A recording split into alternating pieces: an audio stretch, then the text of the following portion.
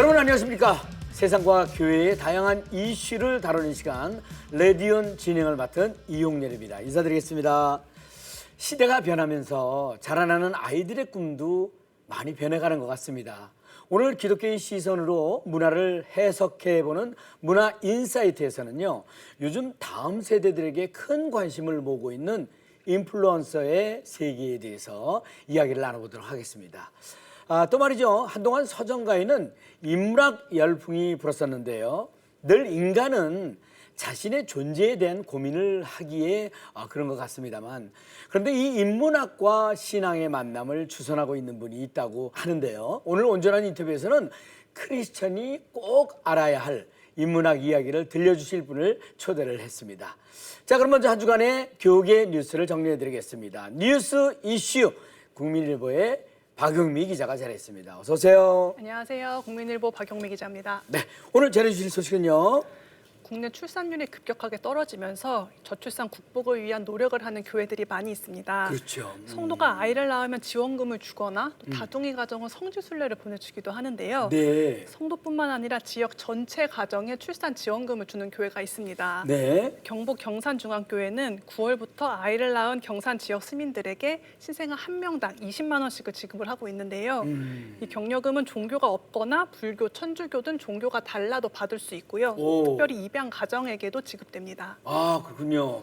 요즘 보면은 특히 지방의 인구가 급격히 줄고 있는 걸 제가 지방 다닐 때마다 이게 느껴지거든요. 네. 교회가 지역을 섬기는 마음으로 이제 진행하는 그런 사업 같은데, 그러면 구체적으로 어떻게 진행이 되고 있습니까? 이 축하금은 정부나 시가 주는 출산 장려금과 상관없이 지급이 됩니다. 네. 출생이나 입양 신고일로부터 90일 이내에 이 신청서와 또 증명서 등을 보여주면 현장에서 곧바로 입금이 됩니다. 축하금뿐만 아니라 선물까지도 준다고 하는데요. 네. 경산중앙교회 헌금과 성도들의 후원, 그리고 대경 월드 휴먼 브릿지와 협력으로 진행되는 사업입니다. 네. 혹시 재정이 부족해지더라도 여러 방법을 동원해서 축하금이 끊어지지 않게 지급할 예정이라고 하는데요. 네. 현재 0.87명인 경산시 합계 출산율을 1명까지 끌어올리는 게 교회의 1차 목표입니다. 네네. 이 축하금 말이죠. 축하금 받는 가정은 꼭 돈을 받아서라기보다도 그 교회를 다니지도 않는데도 교회가 자녀의 출산을 이렇게 함께 기뻐해 준다는 점에서 이 감동이 될 것 같은데, 그죠? 네, 네네. 맞습니다. 김종원 목사는 이번 프로젝트의 본질은 이 돈보다 축하에 있다고 강조를 했는데요. 네네. 정부의 과제는 부부의 출산 부담을 덜어서 출산율을 높이는 것이지만 교회마저 출산을 숙제처럼 접근해서는 안 된다고 보고 있습니다. 네네. 이 생명의 탄생을 축하하면서 기쁨을 북돋아주는 곳이 교회가 돼야 한다는 의미입니다. 지방자치단체도 크게 반기면서 교회의 헌신에 감사를 표했는데요. 네. 경산시는 교회와 업무 협약을 체결하고 함께 저출산 극복에 동행하기로 했습니다. 네, 따뜻한 소식입니다. 네, 정부의 노력뿐 아니라 교회까지 함께 힘을 모은다면 뭐라도 되지 않을까 하는 희망을 갖게 됩니다. 아이 키우기 좋은 나라가 돼서 전국 곳곳에 아이들 웃음소리 좀 늘어났으면 좋겠다는 마음 아주 간절합니다. 네, 자, 다음 소식은요. 부산 성시화 운동본부 2단 상담소에 따르면요, 2단에 빠졌다가 회심 상담을 받으러 오는 이들 중 절반 이상이 20대에서 30대인 것으로 나타났습니다. 네네. 이들은 대부분 심리 상담 그리고 자원봉사를 앞세워서 접근한 이단들에 의해 포섭이 됐는데요. 네네. 다음 세대를 상대로 점점 진화하는 이단들의 포교에 경각심을 가져야 하는 이유입니다. 또 한국교회가 이단에서 회심한 이들을 돌봐줘야 할 필요성도 더 커지고 있습니다. 네. 이제 2학기 개강하잖아요. 네. 청소년들이 이제 학교에서 이단들하고 이제 마주칠 확률도 이제 높아질 것 같아서 이제 굉장히 걱정이 되는데, 어떤 걸로 청년들을 이렇게 접촉하고 있습니까? 이단들은 취업, 진로, 연애 등 이 청년층의 고민이나 관심사를 주제로 한 세미나로 주로 접근을 하고 있습니다. 네네. 또 자신의 피부색에 맞는 색깔을 찾아주는 퍼스널 컬러 테스트, 그리고 또 개인의 성격을 알려주는 MBTI 검사 등을 또 내세워서 접근도 하긴다고 하는데요. 이를 통해 포교 대상자의 환경, 성격, 지인 관계 등의 정보를 수집을 하고 있습니다. 네네. 그러다가 친분이 쌓이면 이 주변에 이단 관계자들을 심어놓고 이단에 대한 거부감이 낮아지도록 조용히 가스라이팅까지 한다고 하는데요. 네네. 전문가들은 청년들이 호기심이 많고 또 다양한 활동을 좋아하면서 또 고민까지 많다 보니 이단들의 주요 표적이 되고 있다고 주의를 요청했습니다. 네네. 현재 이단에서 빠져나와서 회심 상담을 하는 청년이 이제 많다고 그랬는데 이렇게 회심을 한 사람들이 다시 교회에 이렇게 돌아와서 정착을 잘해야 할 텐데 그 상황이 굉장히 중요하잖아요. 어떻습니까? 예, 안타깝게도 기성 교회에 등록했을 때 눈치를 주거나 혹은 나가라는 이야기까지 들은 회심자들이 많았습니다. 네. 또 목회데이터 연구소가 목회자를 대상으로 조사를 한 바에 따르면 이단 출신자가 교회에 등록하기 희망했을 때 받아들이기 어렵겠다 이렇게 대답한 응답자가 40%에 달했습니다. 혹시나 기존 성도들에게 나쁜 영향을 미치지는 않을까 우려하기 때문이라고 하는데요. 네네. 예, 앞으로 이단 교주들의 노령화나 사망 등으로 탈퇴자가 늘어날 것으로 보이는 만큼 네. 이들을 잘 교육해서 다시 헌신된 일꾼으로 키우는 것도 한국 교회의 몫입니다. 네네. 전문가들은 회심자들이 전문 상담을 통해서 이전 교리에서 벗어나도록 도와주고 또 따뜻한 환대의 마음을 보여줘야 한다고 조언했습니다. 네네. 아유, 잘 알겠습니다. 네. 이단에서 빠져나와서 회심할 수 있다는 것은 참으로 다양한 일일 텐데요. 교회가 이들을 잘 도울 수 있는 방법들이 마련되었으면 하고요. 회심자들 역시 교회에서 다시 기쁘게 예배드릴 수 있는 그런 날이 왔으면 좋겠습니다. 네. 박용희 기자 대단히 감사합니다. 수고하셨습니다. 감사합니다. 네. 자, 이어지는 단신 뉴스 보시고 다음 출연자 만나보시겠습니다.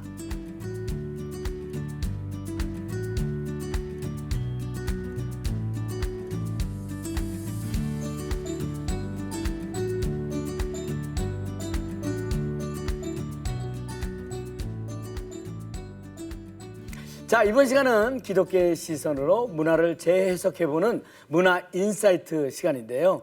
문화선교연구원 원장이자 을지대 교목이신 백광원 원장님께서 자리하셨습니다. 어서 오세요. 네, 안녕하세요.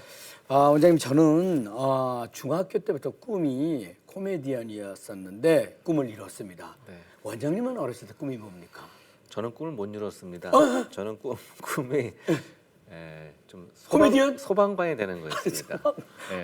그러셨어요? 네, 뭐 특별한 이유라도. 아니, 어렸을 때 저희 집에 불이 났었는데 네. 그 불을 끄는 소방관이 너무 멋있어 보여가지고 네. 소방관이 되고 싶다는 생각을 한번 가져본 적이 있습니다. 아니, 진짜 불이 났었습니까? 네, 진짜 불 났었죠. 네.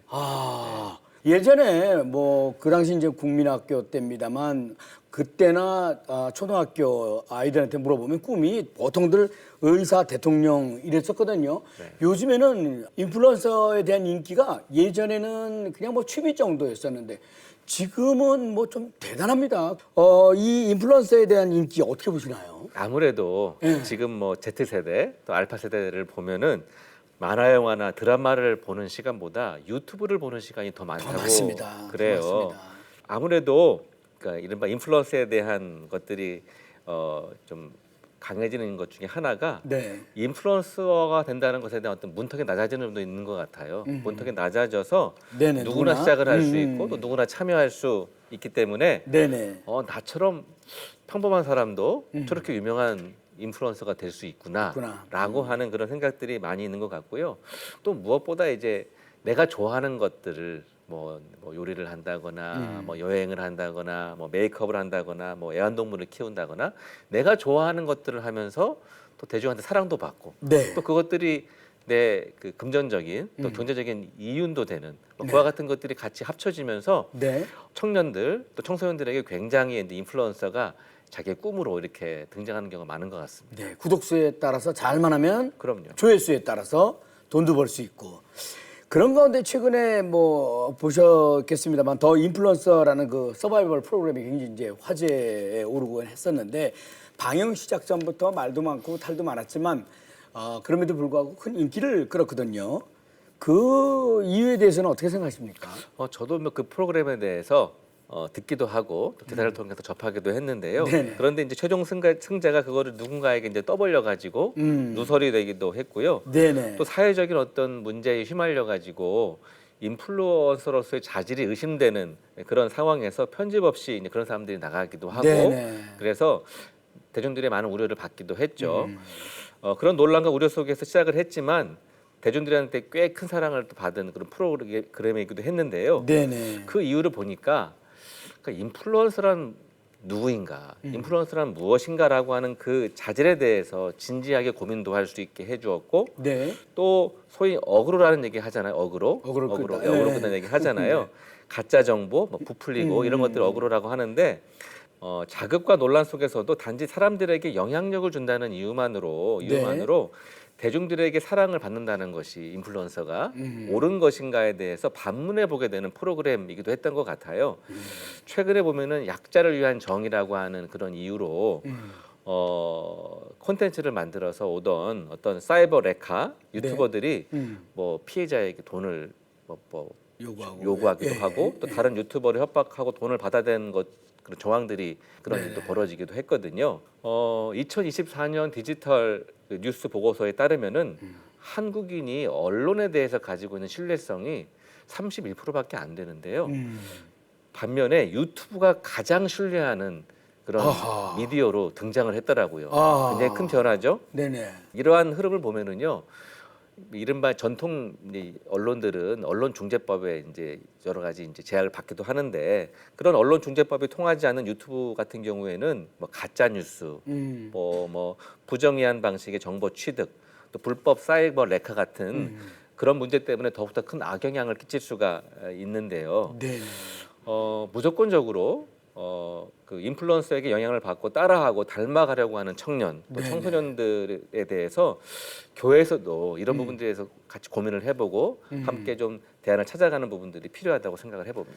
갈수록 우리의 분별력이 요구되는데 누구나 다 분별력이 정확하다고 볼 수만은 또 없거든요. 그런 면에서 기독교인으로서 또 하나의 중요 매체가 된 그 유튜브를 어떻게 읽고 해석하는지 이제 고민이 많이 깊어질까라는 생각이 듭니다. 신앙을 주제로 한 콘텐츠들 중에서도 검증되지 않은 것들이 이제 굉장히 많아지고 있거든요. 이단에서 만들었는데 그냥 평범한 묵상 콘텐츠인 줄 알고 이렇게 접하는 성도님들도 꽤 많이 계시거든요. 여기에 대해서 중요한 거니까 좀 한 말씀 좀 짚어주시죠. 말씀드린 대로 이제는 유튜브가 뭐 제1의 신뢰 컨텐츠가 됐으니까 대단한 영향력을 끼치고 있는데요. 실제로 보면은 아마 코로나19 기간 동안 신앙 유튜브 채널들을 찾아다니면서 양육을 받았던 분들이 꽤 많이 있죠. 그럴 때일수록 사실은 말씀하셨던 기독교 미디어 리터러시, 미디어 문해력을 가지는 게 굉장히 중요한 과제가 되는 것 같습니다. 청년들에게 신앙적으로 뭐 이렇게 해라, 뭐 저렇게 해라, 하지 말아라, 이렇게 하면 천국 간다, 이렇게 하면 지옥 간다, 이런 식의 굉장히 자극적인 멘트를 통해서 확실한 답으로 인기를 끄는 그런 콘텐츠들도 굉장히 많이 등장하고 있거든요. 혹은 과도한 어떤 영적 체험을 검증되지 않는 방식으로 막 얘기를 하면서 매료시키는 그런 영상들도 굉장히 많이 등장하고 있습니다. 인플루언서들이요, 조금 더 책임감을 가지고 대중들에게 선한 영향력을 전하고 진정성을 지키려 노력을 해야 되는 것처럼 사실 기독교 신앙을 가진 또 기독교 신앙을 주제로 한 어떤 그런 콘텐츠들 또 유튜버들도요 조금 더 많은 탐구와 진정성을 가지고 콘텐츠를 만드는 게 굉장히 중요한 것 같고요. 또 중요한 건 시청자들 같아요. 구독자들 같아요. 이 구독자들 역시도 실제의 삶을 확인되지 않았는데 그저 유튜브 뭐 SNS에서 신앙적인 이야기를 한다고 해서 무조건적인 환상을 가지고 그것들을 보는 것도 굉장히 자제를 해야 되는 것 같고요. 무엇보다도 내 신앙의 기준을 건강하게 세운 다음에 이런 콘텐츠를 소비하는 게 중요하다고 생각을 해봅니다.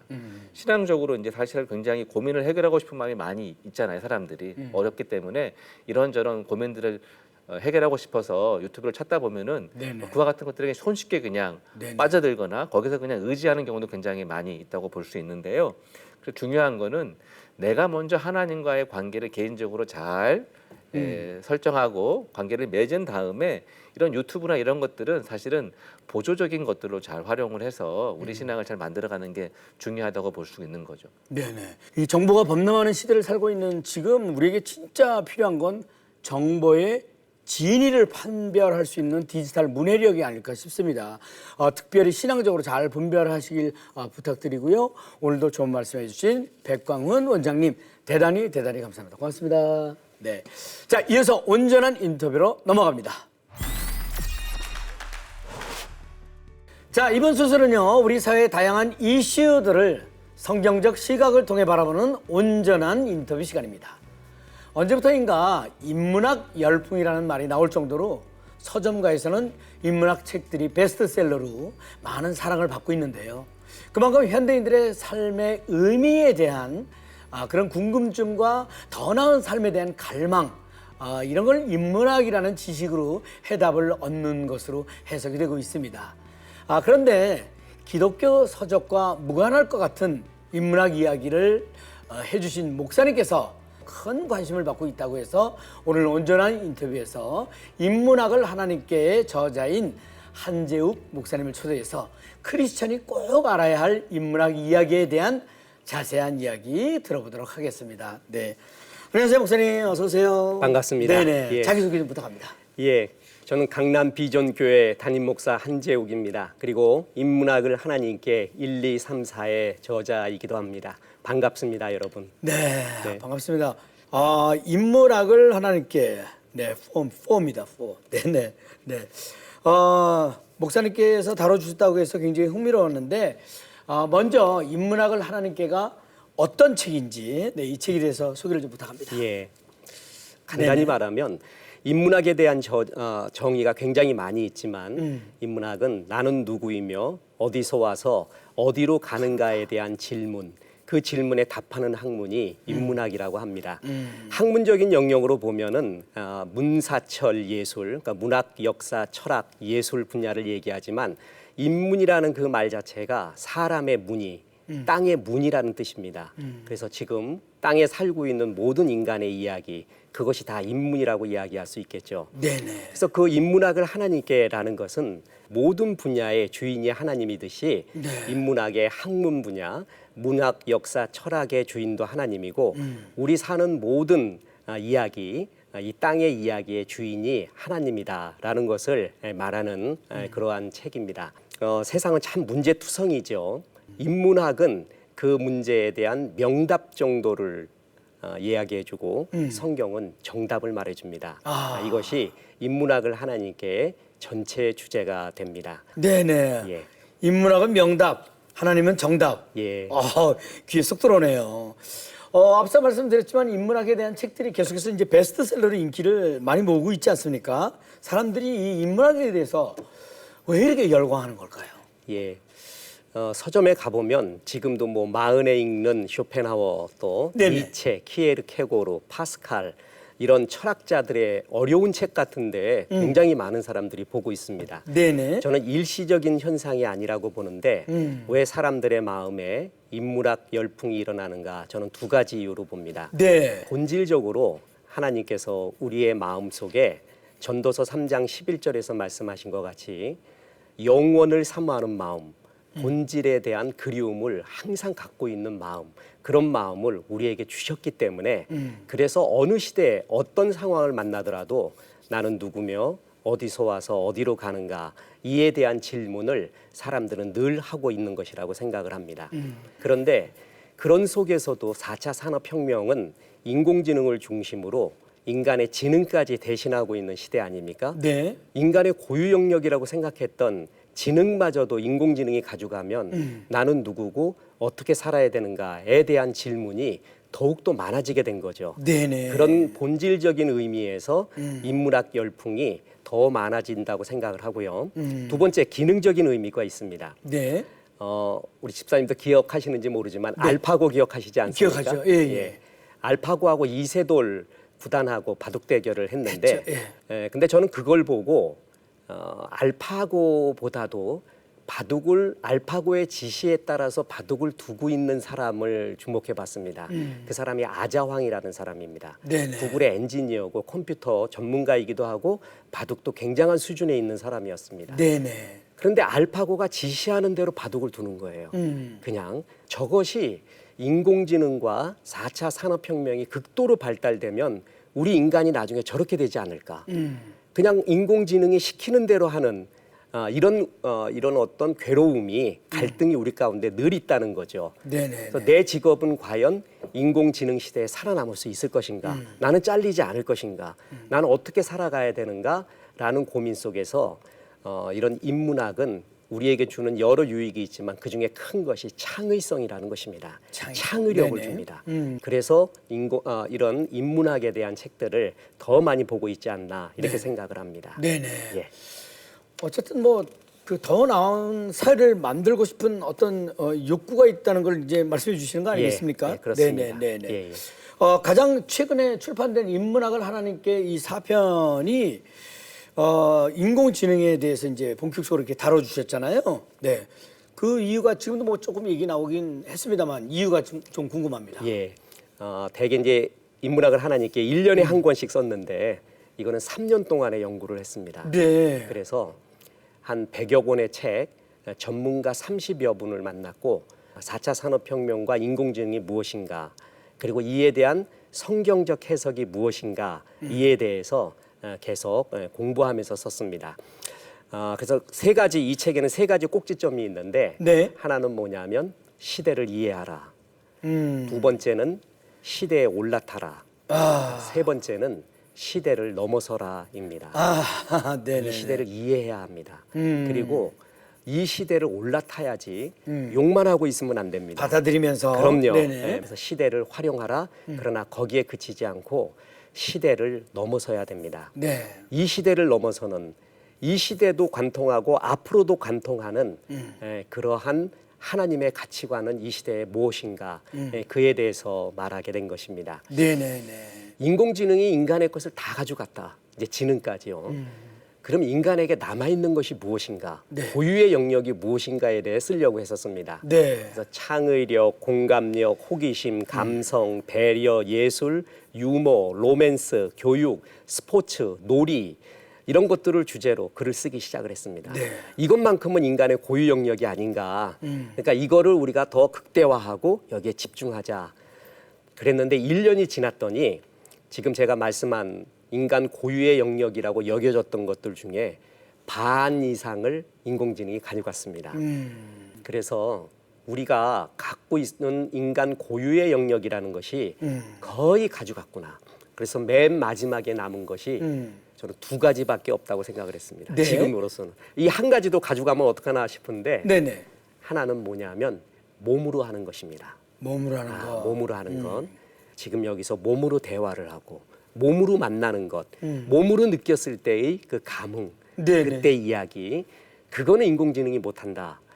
또 모르겠습니다. 가져갈런지. 또 하나, 이것은 영원히 가져갈 수 없는 것 하나는 뭐냐면 인공지능은 예배를 못 드립니다. 예배만큼은 하나님의 형상대로 지음을 받은 인간이 할 수 있는 하나님께 대한 최상의 경배이죠. 인공지능 어떤 발달이 됐다 할지라도 신령과 진정으로 예배 못하는 것, 그게 인공지능이고 우리 인간만이 예배할 수 있다. 겨우 그것을 발견하게 됐습니다. 네네. 아우, 네. 아우, 명강의를 들은 것 같은 그런 생각이 듭니다. 목사님의 인문학과 그 신앙의 만남이라는 점이 신선하고 이렇게 새롭다는 생각이 이렇게 들거든요. 그런데 무슨 관계가 있을까라는 질문이 들기도 했었고, 인문학을 통해 신앙을 어떻게 접목해서 생각해야 되는지 예. 이런 것도 좀 여쭤보고 싶습니다. 그 인문학에 대한 정의의 문제인데요. 네.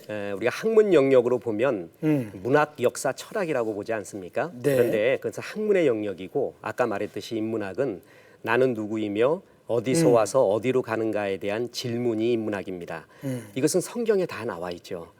인문학은 답은 못 줍니다. 그냥 자기 나름대로 명답 정도를 말하지만 정답을 말할 수 있는 것은 성경밖에 없습니다. 네네. 예수님 보면은 마태복음 7장에 보면 그 가르치시는 것이 또한 설교하시는 것이 바리새이가 서기관 당시의 종교 지도자 같지 않다고 했습니다. 네. 뭔가 달랐다는 거죠. 그러니까 예수님이 이야기하면 뭔가 가슴에 와닿고 그리고 감흥이 있고 역사가 일어났다고 하는데 네. 두 가지 이유인데 하나는 그 뿌리가 하늘에 닿아 있기 때문에 그렇습니다. 그 현대 경영학의 아버지라고 하는 피터 드러커가 뿌리의 법칙 유명한 말을 했죠. 어떤 사람이 뿌리가 얼마나 깊은가, 그 뿌리가 깊은 것이 이긴다고 했는데 예수님은 그 뿌리가 하늘에 닿았습니다. 네. 그런데 또 하나는 그것만 있는 게 아니라 예수님의 언어가 철저한 땅의 언어, 인문학적 언어를 사용하셨다는 거죠. 네네. 그래서 인문학과 성경은 굉장히 밀접합니다. 인문학은 질문을 해요. 영혼을 사모하는 마음이 있어서 이게 뭘까? 왜 우리에게 이런 마음이 들까? 왜 우리에게 이런 아름다움을 느낄까? 역사는 어디로 가는 건가? 이 모든 질문을 하나님이 하게끔 영혼을 사모하는 마음을 우리에게 주셨고 네. 그에 대한 답을 성경이 얘기해주고 있는 겁니다. 네, 그래서 네. 둘은 아주 깊은 관계성이 있다라는 것이죠. 네네.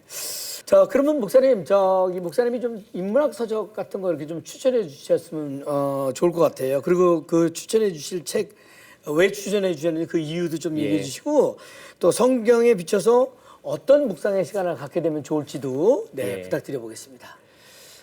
만약에 인문학 책 한 권을 제일 좋은 감명스러운 한 권을 소개하라 그러면 네. 마치 무슨 말 같으냐 하면은 태평양을 물 한 컵에 담아서 이게 태평양입니다라고 말하는 그런 꼴이 되는데 그럼에도 불구하고 한 가지 책을 말하라고 하면 저는 생텍쥐베리의 어린 왕자를 추천해 드립니다. 그래? 그럼 누구나 다 한 번씩은 그렇죠. 읽어봤다. 누구나 다 읽었죠. 어. 그리고 제일 성경 다음으로 많이 읽었다고 하는 책인데 이 생텍쥐베리가 1, 2차 세계 대전을 겪은 비행기 조종사였죠. 이 사람이 어느 날 불시착을 하게 되죠. 사막에. 네.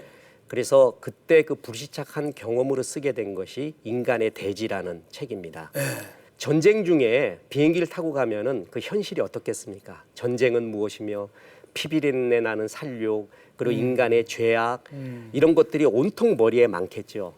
그런데 그가 불시착해 보니까 우리의 인생에는 이것만 있는 게 아니라는 걸 알게 된 겁니다. 그래서 인식이 굉장히 확장하게 되는 계기가 그 불시착이었습니다. 네. 그때의 경험을 계기로 쓴 게 어린 왕자이죠.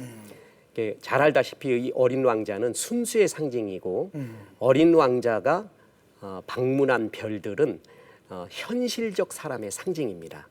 그러니까 현실 속에서 순수를 가진 사람이 와서 그 현실 속에 있는 순수를 잃어버린 사람에게 순수를 심어주는 그러한 소설입니다. 네네. 마치 하나님을 떠나서 신라권을 했죠. 신라권에서 죄 속에 살고 있는 사람들에게 하나님의 마음을 품은 사람이 다시 와서 그들의 마음속에 하나님의 생각과 순수를 심어주는 성경과도 이렇게 접목이 될 수가 있습니다. 네네네. 그래서 이것은 좋은 주제고 재미있고 또 짧고 그리고 굉장히 향기로운 글이라서 저는 한 권을 추천하라면 이 책이 좋지 않은가 생각합니다. 네네. 누구나 다 아는 책인데 예. 다시 한번 읽어봐야 되겠다는 생각이 드네요. 생텍쥐페리의 어린 어린 왕자. 왕자. 예. 네. 그리고 아까 그 표현을 물한컵을 태평양에 담는다는 표현을 쓰셨는데 예. 그것도 3번 이상 말한 겁니까? 한 10번 했습니다. 자, 예. 마지막 질문을 드려야 되겠습니다. 네. 끝으로 인문학을 하나님께 책들이 어떻게 사용되어지면 좋을지 많은 고민들을 하셨을 텐데 독자들에게 전하고 싶은 메시지와 함께 목사님의 앞으로의 계획과 기도 제목 마무리 삼아서 부탁합니다. 감사합니다. 네. 인문학을 하나님께는 전도용으로 제작된 것입니다. 책을 보면요, 크리스천 책을 보면 완전히 성도들을 위한 책이 있고요, 또 완전히 대중을 위한 책이 있고 이 대중을 하나님께로 이끄는 중간의 책, 그러니까 어떤 연결을 하는 책, 저는 이 세 가지가 다 필요하다고 보는데 인문학을 하나님께는 이 중간에 해당하는 책입니다. 이 땅을 잘 알아야 되지 않습니까? 남편이 뭘 좋아하고 무슨 음식 좋아하고 뭘 싫어하고 잘 알아야 전도도 잘 되듯이 이 땅을 잘 알아야지만이 승리할 수가 있고 전도도 잘 됩니다. 그래서 이 땅의 이야기가 인문학인데 그래서 성도들이 이걸 읽으면 신앙이 좀 더 성숙이 되고 이 땅을 더 이해하고 하는데 좋습니다. 지금 벌써 1, 2, 3, 4집이 나오지 않았습니까? 앞으로 7집까지가 예약이 돼 있습니다. 네. 그래서 이것을 다 읽다 보면 세상이 어떻구나, 흘러가는 모습이 어떻고 난 이런 가운데 어떻게 살아야 된다라는 것을 느낄 수 있는 성숙이 오게 될 것입니다. 네. 그래서 많이 읽고 간접 경험 속에서 성숙하시기를 기원합니다. 그리고 저의 기도 제목은 저는 목사이기 때문에 선한 목자가 되는 것이 모든 기도 제목의 최우선입니다. 저희 교회는 전형적인 중형 교회입니다. 대한민국 교회, 세계의 교회에도 대형 교회의 모델도 많고 개척 교회의 모델도 많은데 건강한 중형 교회의 모델은 많지가 않습니다. 그래서 저는 우리 성도님들과 함께 이 나라 교회에 건강한 중형 교회가 무엇인가를 보여주자. 교회도 이런 건강한 중용교회가 사명을 다할 때 한국 교회에 건강이 오지 않나. 그래서 그런 건강한 중용교회의 선한 목자가 되는 것이 이런 중요한 기도 제목입니다. 네, 아우 잘 알겠습니다. 네, 급변하는 세상 속에서 크리스천으로서 이 시대를 어떻게 이해하고 어떻게 활용해야 하는지, 그리고 어떻게 뛰어넘어서야 하는지에 대한 이유와 방법들에 대해 궁금해하시다면 말이죠. 깊은 통찰력과 복음의 의미를 함께 묵상해 볼 수 있는 인문학을 하나님께를 꼭 읽어보시면 좋겠습니다. 강력 추천. 겉장도 한번 보여드리죠. 오늘 귀한 말씀 전해주신 한재웅 목사님 대단히 감사합니다. 고맙습니다. 감사합니다. 네, 감사합니다. 자, 레드는 오늘 준비한 소식은 여기까지입니다. 저는 다음 시간에 다시 인사드리겠습니다. 대단히 감사합니다.